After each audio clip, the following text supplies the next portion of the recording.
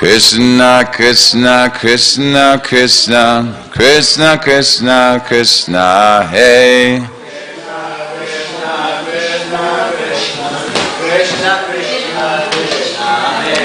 Krsna, Krsna, Krsna, Krsna, Krsna, Krsna, Krsna, hey.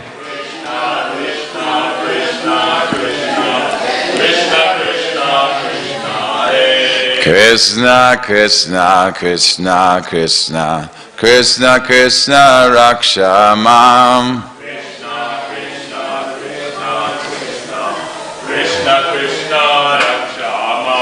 Krsna, Krsna, Krsna, Krsna, Krsna, Krsna, Pahi Mam.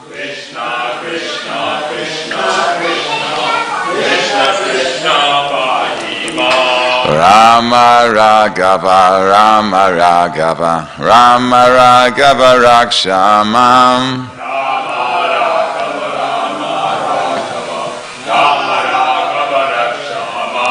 Krishna Keshava, Krishna Keshava, Krishna Keshava, Pahi Mam. Krishna Keshava, Krishna Keshava, Krishna Keshava, Pahi Mam. So we continue from our reading from the Sri Krishna book. We're up to a chapter entitled Subduing Kaliya. You are the root of all evidences, and you are the supreme person who can bestow upon us the supreme knowledge. You are the cause of all kinds of desires, and you are the cause of all kinds of satisfaction. You are the Vedas personified. Therefore we offer you our respectful obeisances. Our dear Lord, you are the supreme personality of Godhead Krishna, and you are also the supreme enjoyer. You have now appeared as the son of Vasudeva, who is a manifestation of the state of pure goodness. You are the predominating deities of mind and intelligence, Aniruddha and Pradyumna, and you are the Lord of all Vaishnavas. By your expansion as the Chaturvyuha, namely Vasudeva, Sankarshan, Aniruddha and Pradyumna, you are the cause of the development of mind and intelligence. By your activities only, the living entities become covered by forgetfulness or discover their real identity. This is confirmed in the Bhagavad Gita, 15th chapter. The Lord is sitting as the Supersoul in everyone's heart, and due to His presence, the living entity either forgets himself or revives his original identity. We can partially understand that you are within our hearts as the witness of all our activities, but it is very difficult to appreciate your presence, although every one of us can do so to some extent. You are the supreme controller of both the material and spiritual energies. Therefore, you are the supreme leader, although you are different from this cosmic manifestation. You are the witness and creator and the very ingredient of this cosmic manifestation. We therefore offer our respectful obeisances unto you. Our dear Lord, in the matter of creating this cosmic manifestation, personally you have nothing to exert. By expanding your different kinds of energies, namely the mode of passion, the mode of goodness, and the mode of ignorance, you create, maintain, and annihilate this cosmic manifestation. As the controller of the entire time force, you simply glance over the material energy, thereby creating this universe and energizing the different modes of material nature, which act differently in different creatures. No one can estimate, therefore, how your activities are going on within this world. Our dear Lord, although you have expanded into the three principal deities of this universe, namely Lord Brahma, Lord Vishnu, and Lord Shiva, for creation, maintenance, and destruction, your appearance as Lord Vishnu is actually for the benediction of living creatures. Therefore, for those who are actually peaceful and who are aspiring after the supreme peace, worship of your peaceful appearance as Lord Vishnu is recommended. O Lord, we are submitting our prayers unto you. You can appreciate that this poor serpent is going to give up his life. You know that for us women, our husband is our life and everything. Therefore, we are praying unto you that you kindly excuse Kaliya, our husband, because if this serpent dies, then we shall be in great difficulty. Looking upon us only, please excuse this great offender. Our dear Lord, every living creature is your offspring, and you maintain everyone. This serpent is also your offspring, and you excuse him once, although he has offended you, undoubtedly without knowing your supremacy. We are praying that he may be excused this time. Our dear Lord, we are offering our loving service unto you, because we are all eternal servitors of your lordship. You can order us to do whatever you please. Every living being can be relieved from all kinds of despair if he agrees to abide by your orders.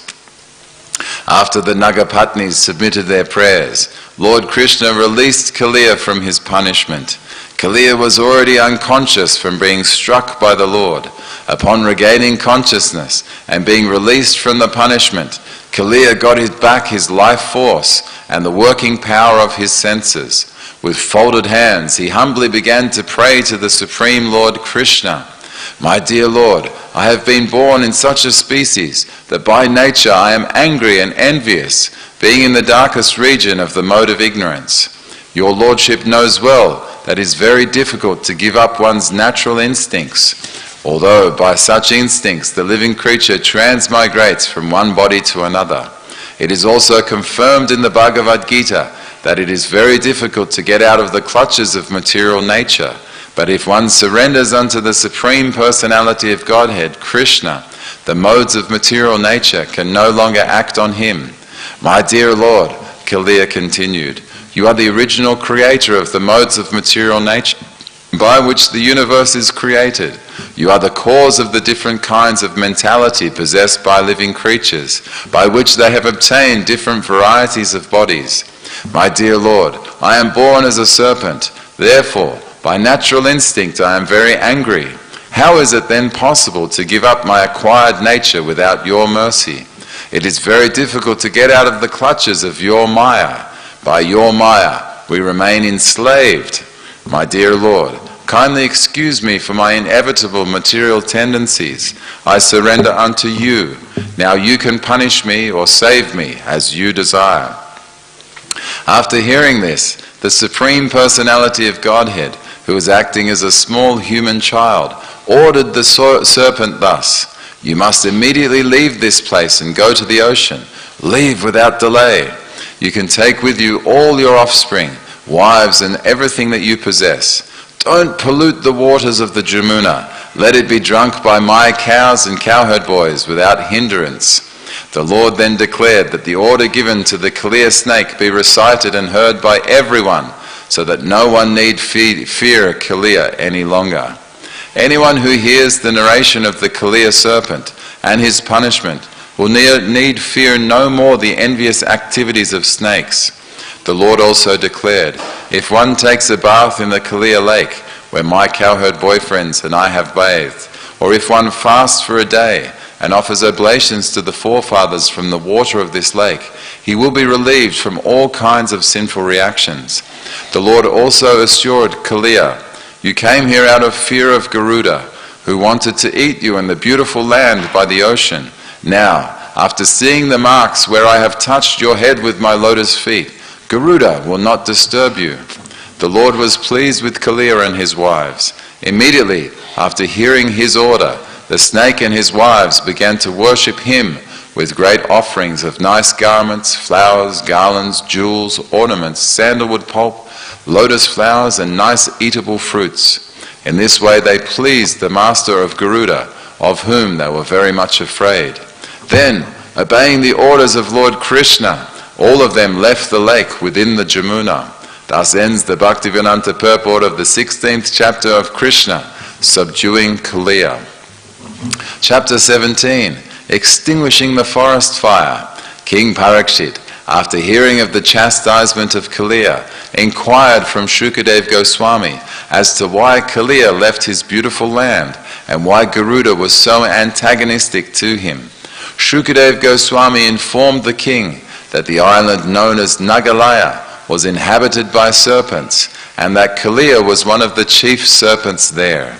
Being accustomed to eating snakes, Garuda used to come to this island and kill many serpents at will.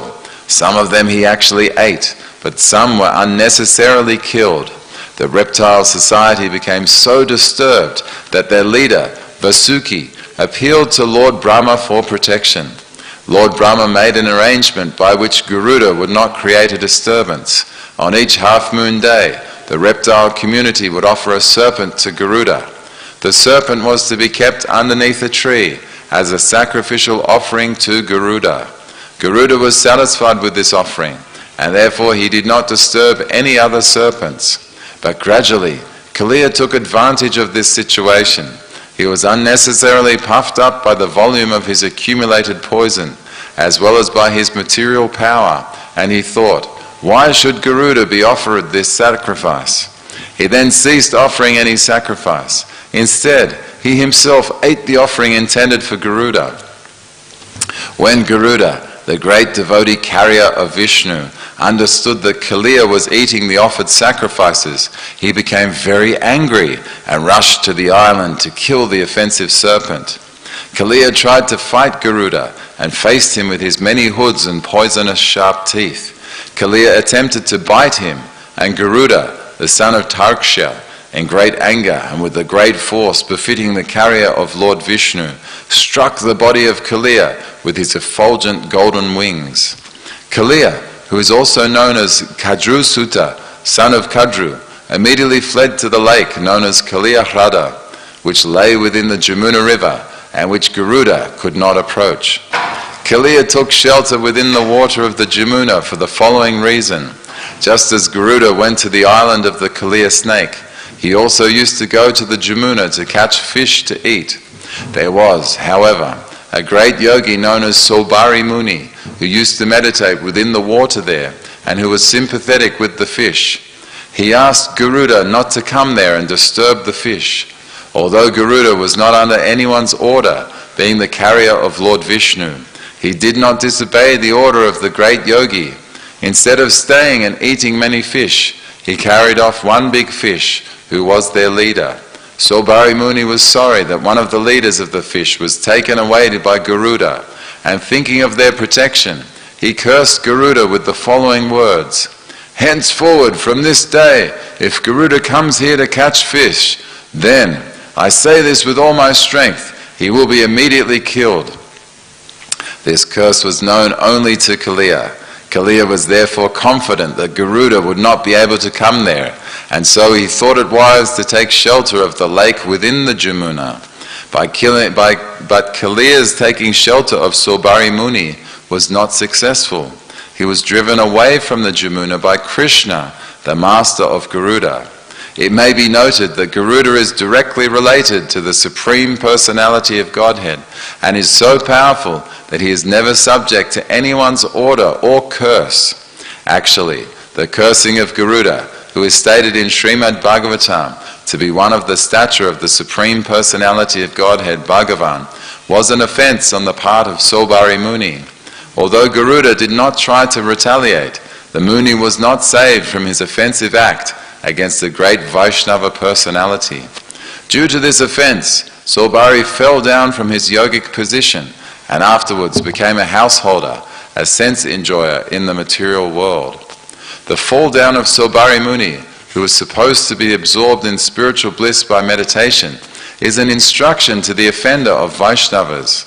When Krishna finally came out of Kaliya's lake, he was seen by all his friends and relatives on the bank of the Jamuna. He appeared before them nicely decorated, smeared all over with chandan pulp, bedecked with valuable jewels and stones, and almost completely covered with gold.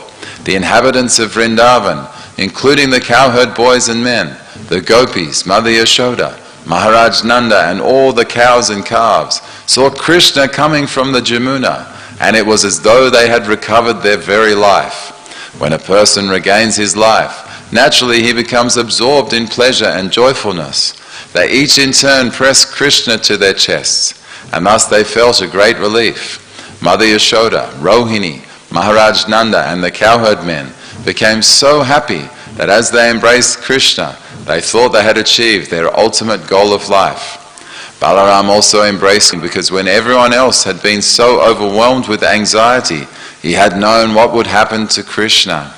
All the trees on the bank of the Jamuna, along with all the cows, bulls and calves, were full of pleasure because of Krishna's appearance there. The Brahmana inhabitants of Vrindavan, immediately came with their wives to congratulate Krishna and his family members. And because Brahmanas are considered to be the spiritual masters of society, they offered their blessings to Krishna and his family on account of Krishna's release.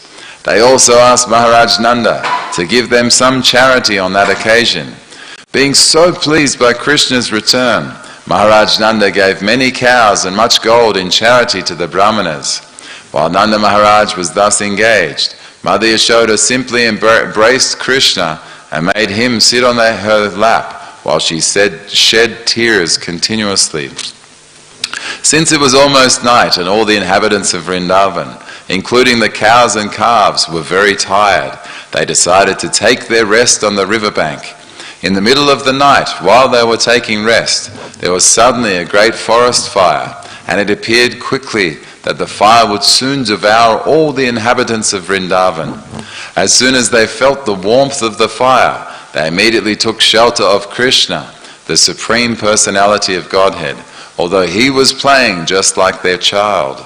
They began to say, "Our dear Krishna, O Supreme Personality of Godhead, our dear Balaram, reservoir of all strength, please try to save us from this all-devouring and devastating fire. We have no shelter other than you. This devastating fire will swallow us all." Thus they prayed to Krishna, saying that they could not take any shelter other than his lotus feet. Lord Krishna, being compassionate upon his own town people, immediately swallowed up the whole forest fire and saved them. This was not impossible for Krishna, because he is unlimited. He has unlimited power to do anything he desires. Thus ends the Bhaktivedanta purport of the 17th chapter of Krishna, extinguishing the forest fire. Chapter 18, killing the demon Pralambasura. After extinguishing the devastating fire, Krishna, surrounded by his relatives, friends, cows, calves and bulls, and glorified by his friends singing, again entered Vrindavan, which is always full of cows. While Krishna and Balaram were enjoying life in Vrindavan in the midst of the cowherd boys and girls, the season gradually changed to summer. The summer season in India is not very much welcomed because of the excessive heat, but in Vrindavan everyone was pleased because summer there appeared just like spring. This was possible only because Lord Krishna and Balaram, who are the controllers even of Lord Brahma and Lord Shiva, were residing there. In Vrindavan there are many falls which are always pouring water, and the sound is so sweet that it covers the sound of the crickets. And because water flows all over, the forest always looks very green and beautiful. The inhabitants of Vrindavan were never disturbed by the scorching heat of the sun or the high summer temperatures. The lakes of Vrindavan are surrounded by green grasses, and various kinds of lotus flowers bloom there, such as Kalara, Kanja and Utpala, and the air blowing in Vrindavan carries the aromatic pollen of those lotus flowers. When the particles of water from the waves of the Jamuna, the lakes and the waterfalls touched the bodies of the inhabitants of Vrindavan, they automatically felt a cooling effect. Therefore they were practically undisturbed by the summer season. Vrindavan is such a nice place. Flowers are always blooming, and there are even various kinds of decorated deer. Birds are chirping, peacocks are crowing and dancing, and bees are humming. The cuckoos there sing nicely in 5 kinds of tunes.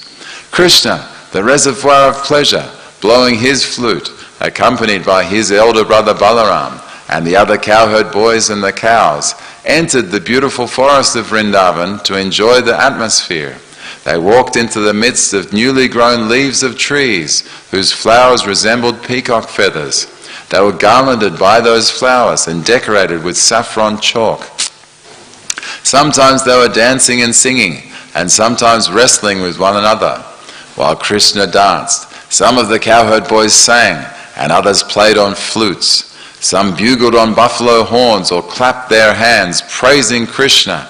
"Dear brother, you are dancing very nicely." Actually, all these boys were demigods descended from higher planets to assist Krishna in his pastimes. The demigods, garbed in the dress of the cowherd boys, were encouraging Krishna in his dancing. just as one artist encourages another with praise.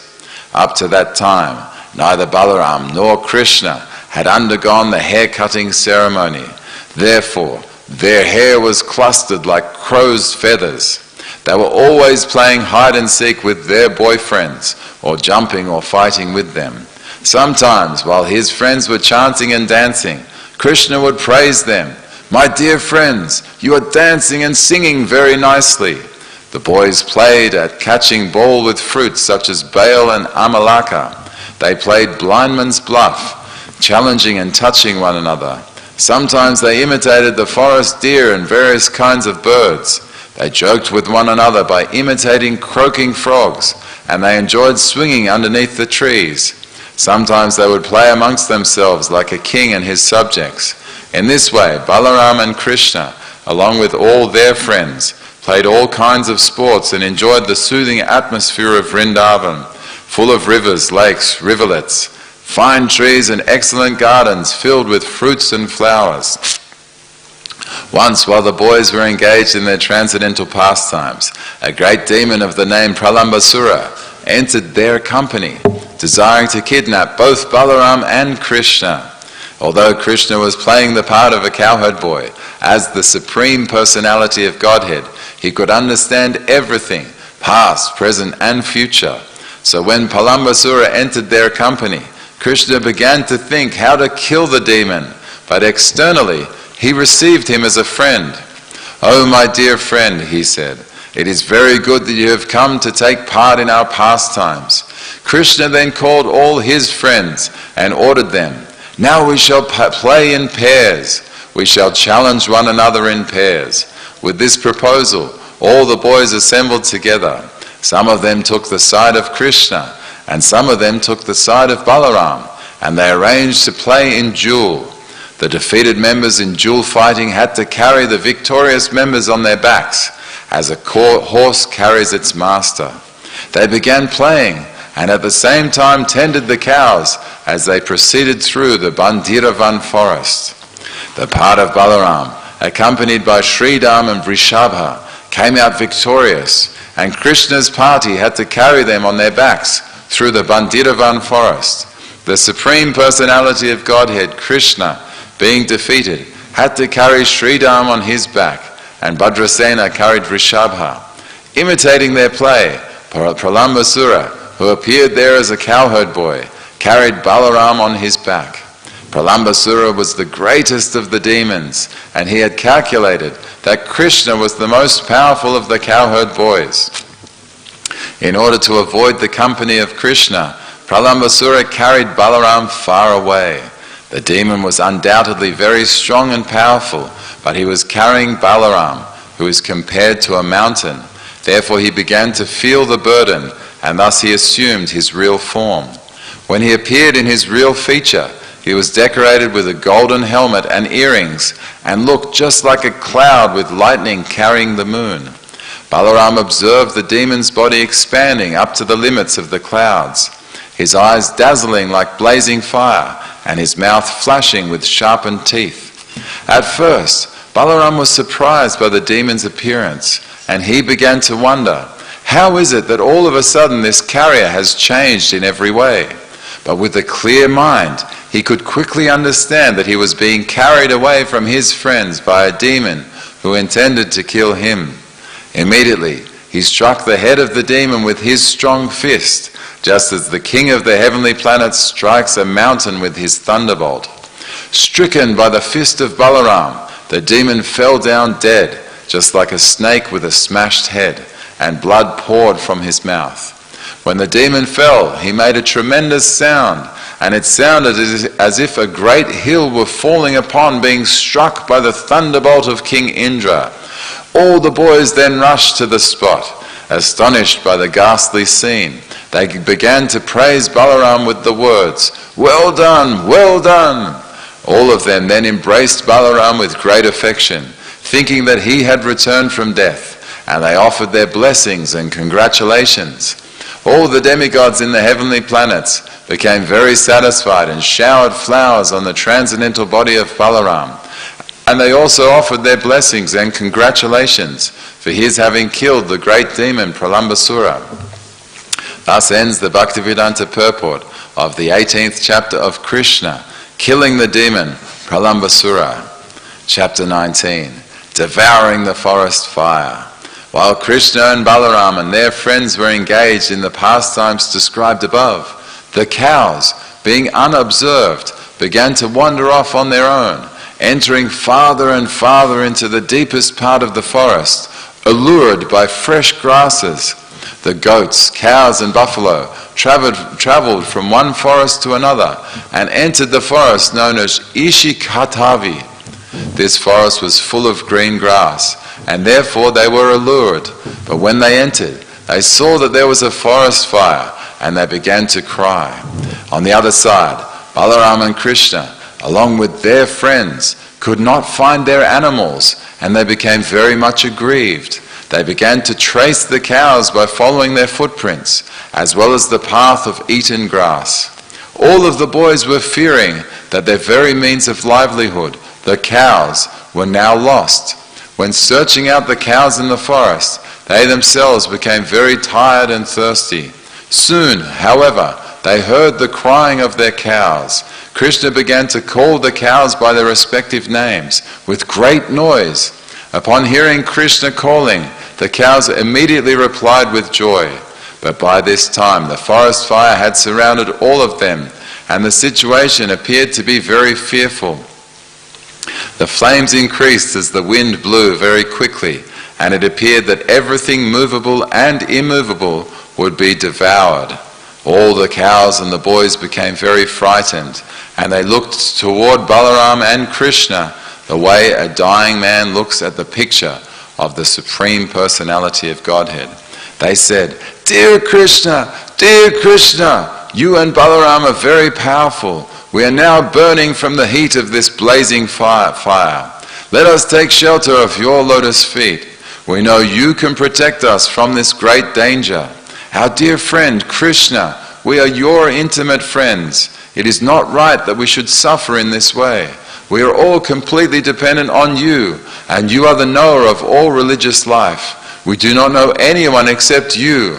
The Personality of Godhead heard the appealing voices of his friends, and casting a pleasing glance over them, he began to answer. By speaking through his eyes, he impressed upon his friends that there was no cause for fear, and he assured them, "Don't worry." Then Krishna, the Supreme Mystic, the powerful Personality of Godhead, immediately swallowed up all the flames of the fire. The cows and boys were thus saved from imminent danger. Out of fear, the boys were almost unconscious, but when they regained their consciousness and opened their eyes, they saw that they were again in the Bandira forest with Krishna, Balaram and the cows. They were astonished to see that they were completely free from the attack of the blazing fire, and that the cows were saved.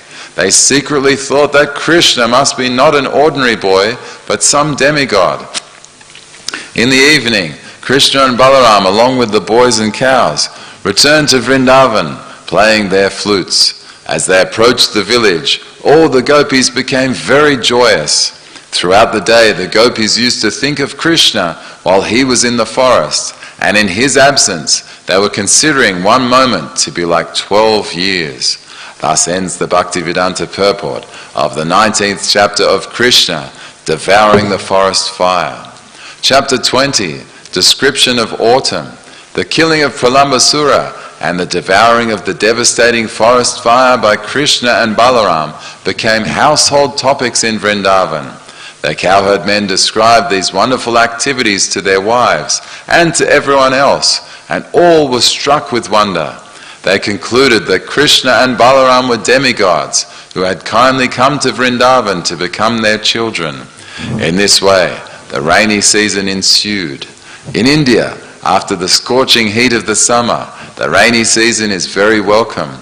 The clouds accumulating in the sky, covering the sun and the moon, became very pleasing to the people, and they expect rainfall at every moment. After summer, the advent of the rainy season is considered to be a life-giving source for everyone. The thunder and occasional lightning are also pleasurable to the people. The symptoms of the rainy season may be compared to the symptoms of the living entities who are covered by the three modes of material nature. The unlimited sky is like the supreme Brahman, and the tiny living entities are like the covered sky, or Brahman covered by the three modes of material nature. Originally, everyone is part and parcel of Brahman. The supreme Brahman, or the unlimited sky, can never be covered by a cloud, but a portion of it can be covered. As stated in the Bhagavad Gita, the living entities are part and parcel of the Supreme Personality of Godhead, but they are only an insignificant portion of the Supreme Lord. This portion is covered by the modes of material nature, and therefore the living entities are residing within this material world. The Brahmajyoti, spiritual effulgence, is just like the sunshine. As the sunshine is full of molecular shining particles, so the Brahmajyoti is full of minute portions of the Supreme Personality of Godhead. Out of that unlimited expansion of minute portions of the Supreme Lord, some are covered by the influence of material nature, whereas others are free. Clouds are accumulated water drawn from the land by the sunshine. Continually for 8 months, the sun evaporates all kinds of water from the surface of the globe, and this water is accumulated in the shape of clouds, which are distributed as water when there is need. Similarly, a government exacts various taxes from the citizens, such as income tax and sales tax, which the citizens are able to pay by their different material activities, agriculture, trade, industry, and so on. This taxation is compared to the sun's drawing water from the earth. When there is again need of water on the surface of the globe, the same sunshine converts the water into clouds and distributes it all over the globe. Similarly, the taxes collected by the government must be distributed to the people again as educational work, public work, sanitation work, etc. This is very essential for a good government. The government should not simply exact taxes for useless squandering. The tax collection should be utilized for the public welfare of the state. During the rainy season, there are strong winds blustering all over the country and carrying clouds from one place to another to distribute life-giving water to the needy living entities. Water is urgently needed after the summer season, and thus the clouds are just like a rich man who, in times of need, distributes his money even to the point of exhausting his whole treasury. So the clouds exhaust themselves by distributing water all over the surface of the globe. When Maharaj Dasharat, the father of Lord Ramachandra, used to fight with his enemies, it was said that he approached them just like a farmer uprooting unnecessary plants and trees. And when there was need of giving charity, he used to distribute money exactly as the cloud distributes rain. The distribution of rain by clouds is so sumptuous that it is compared to the distribution of wealth by a great munificent person. The cloud's downpour is so profuse that the rains even fall on rocks and hills and on the oceans and seas, where there is no need for water. The clouds resemble a charitable person who opens his treasury for distribution and who does not discriminate whether the charity is needed or not. He gives in charity open-handedly. Before the rainfall, the whole surface of the globe becomes almost depleted of all kinds of energies and appears very lean.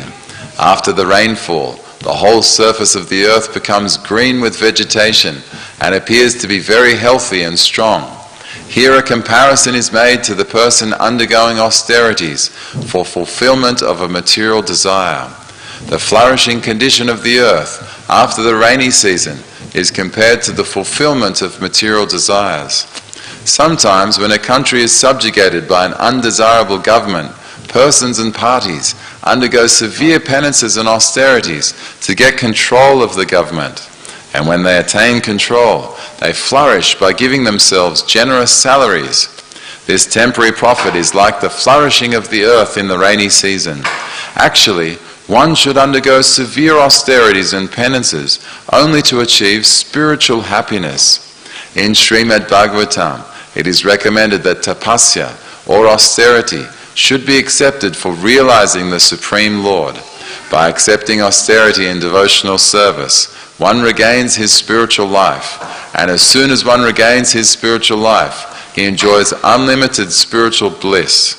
But if someone undertakes austerities and penances for some material gain, it is stated in the Bhagavad Gita that the results are temporary and that they are desired by persons of less intelligence. During the rainy season, in the evening there are many glowworms visible about the tops of trees, hither and thither, and they glitter just like lights, but the luminaries of the sky, the stars and the moon, are not visible. Similarly, in the age of Kali, persons who are atheists or miscreants become very prominently visible, whereas persons who are actually following the Vedic principles for spiritual emancipation are practically obscured. This age, Kali Yuga, is compared to the cloudy season of the living entities. In this age, real knowledge is covered by the influence of the material advancement of civilization. The cheap mental speculators, atheists, and manufacturers of so-called religious principles become prominent like the glowworms, whereas persons strictly following the Vedic principles or scriptural injunctions become covered by the clouds of this age. People should learn to take advantage of the actual luminaries of the sky, the sun, moon, and stars, instead of the glowworm's light. Actually, the glowworms cannot give any light in the darkness of night. As clouds sometimes clear, even in the rainy season, and sometimes the moon, stars, and sun become visible, so even in this Kali Yuga, there are sometimes advantages. For example, sometimes Lord Chaitanya's Vedic movement of distributing the chanting of the Hare Krishna mantra is heard. People seriously eager to find real light should take advantage of this movement instead of looking toward the light of mental speculators and atheists. After the first rainfall, when there is a thundering sound in the clouds, all the frogs begin to croak, like students suddenly engaged in reading their studies. Students are generally supposed to rise early in the morning. They do not usually arise of their own accord, however, but only when there is a bell sounded in the temple or other spiritual institution. By the order of the spiritual master, they immediately rise, and after finishing their morning duties, they sit down to study the Vedas or chant Vedic mantras. Everyone is sleeping in the darkness of Kali Yuga, but when there is a great Acharya, by his calling only, everyone takes to the study of the Vedas to acquire actual knowledge. During the rainy season, many small ponds, lakes, and rivulets become filled with water. Otherwise, the rest of the year they remain dry. Similarly, materialistic persons are dry, but sometimes when they are in a so-called opulent position, with a home or children or a little bank balance, they appear to be flourishing, but immediately afterwards they become dry again, like the small rivulets and ponds. The poet Vidyapati said that in the society of friends, family, children, wife, etc., there is certainly some pleasure, but that pleasure is compared to a drop of water in the desert. Everyone is hankering after happiness, just as in the desert, everyone is hankering after water. If in the desert there is a drop of water, it may of course be said that water is there, but the benefit from that drop of water is very insignificant. In our materialistic way of life, which is just like a desert, we are hankering after an ocean of happiness, but in the form of society, friends, and mundane love, we are getting no more than a drop of water. Our satisfaction is never achieved, as the small rivulets, lakes, and ponds are never filled with water in the dry season. Due to rainfall, the grass, trees, and other vegetation look very green. Sometimes the grass is covered by a certain kind of red insect, and when the green and red combine with the umbrella-like mushrooms, the entire scene changes, just like a person who has suddenly become rich. The farmer then becomes very happy to see his field full of grain, but the capitalists, who are always unaware of the activities of a supernatural power, become unhappy because they are afraid of a competitive price due to abundant production. In some places, certain capitalists in government restrict the farmer's production of grain, not knowing the actual fact that all food grains are supplied by the Supreme Personality of Godhead. According to the Vedic injunction, Eko Bahunam Yo Vidadhati Kaman. The Supreme Personality of Godhead maintains this creation. Therefore, he arranges for a supply of whatever is required for all living entities. When there is a population increase, it is the business of the Supreme Lord to feed the people, but atheists or miscreants do not like abundant production of food grains, especially if their business might be hampered. During the rainy season, all living entities in the land, sky and water become very much refreshed, exactly like one who engages in the transcendental loving service of the Lord. We have practical experience of this with our students in the International Society for Krishna Consciousness. Before becoming students, they were dirty looking, although they had naturally beautiful personal features. Due to having no information of Krishna consciousness, they appeared very dirty and wretched. Since they have taken to Krishna consciousness, their health has improved, and by their following the rules and regulations, their bodily luster has increased. When they are dressed with saffron-coloured cloth, with tilak on their foreheads, and beads in their hands and on their necks, they look exactly as if they had come directly from Vaikuntha. In the rainy season, when the rivers swell and rush to the oceans and seas, they appear to agitate the ocean. Similarly, if a person who is engaged in the mystic yoga process is not very much advanced in spiritual life, he can become agitated by the sex impulse. Although during the rainy season, the high mountains are splashed by torrents of rain, they do not change. Similarly, a person who is advanced in Krishna consciousness, even if put into difficulties, is not embarrassed. A person who is spiritually advanced accepts any adverse condition of life as the mercy of the Lord, and thus he is completely eligible to enter into the spiritual kingdom. In the rainy season, some of the roads are not frequently used, and they become covered with long grasses. These roads are exactly like a brahmana who is not accustomed to studying and practicing the reformatory methods of the Vedic injunctions. He becomes covered with the long grasses of Maya. In that condition, forgetful of his constitutional nature, he forgets his position of eternal servitorship to the Supreme Personality of Godhead. By being deviated by the seasonal overgrowth of long grasses created by Maya, a person identifies himself with the Mayic production and succumbs to illusion, forgetting his spiritual life. During the rainy season, lightning appears in one group of clouds, and then immediately in another group of clouds. This phenomenon is compared to a lusty woman who does not fix her mind on one man.